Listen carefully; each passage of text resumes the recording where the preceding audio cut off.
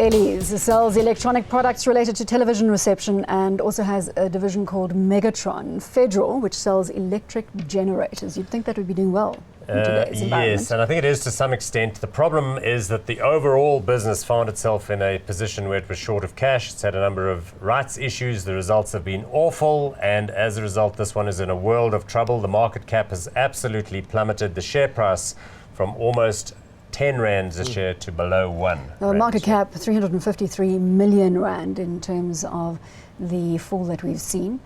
No price to earnings ratio, paying no dividend. Shall we go straight to the share price graph just to have a look exactly what has happened to this one before we enter into that conversation? So this is kind of what happens when you have a company that flies high. A lot of people getting very excited about its potential. The digital rollout for television hasn't happened. All of that stuff around electrical devices that were efficient, Eskom subsidies, those get cancelled and going backwards fast. Is it going to survive? Yeah, I think that is the question. So they've had to have successive rights issues in order to bolster the balance sheet. They had a significant loan from Standard Bank. Standard Bank want the money repaid.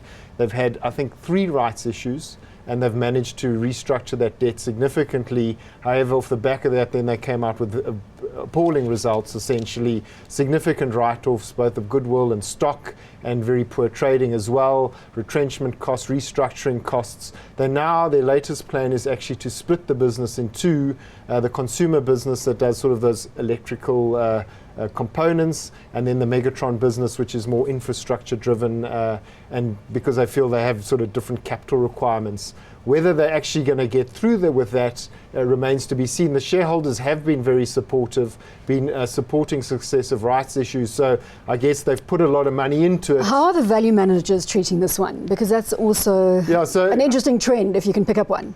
What you're seeing with these stocks, they are trading at a discount to NAV, but I guess the NAV is disappearing very quickly if they're making significant losses like that. So I guess you've got to be really confident about management's ability to turn the business around. It sounds like the more recent trading has been better. You mentioned load shedding, so that Megatron business has been benefiting, and I think that was partly why the share was 10 rand once upon a time, because the previous sort of bout of load shedding that we had and the sort of excitement about the prospect. So I think they will continue to support it, and they think they can sort of, out of the kind of wreckage that remains, build something maybe like a phoenix, and I guess there is the potential for the set-top boxes now.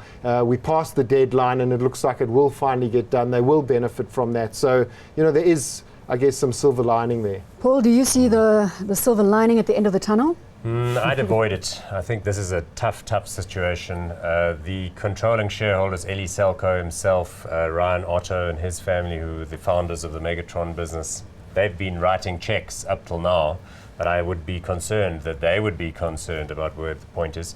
The value managers, they don't have any money to put into this because they're holding on to their Anglos at 180 rands a share and they don't want to sell them. So it looks like a nasty. Hot or not, Ryan? Yeah, I would leave it to the existing shareholders, not. Paul? No, definitely not hot. Avoid.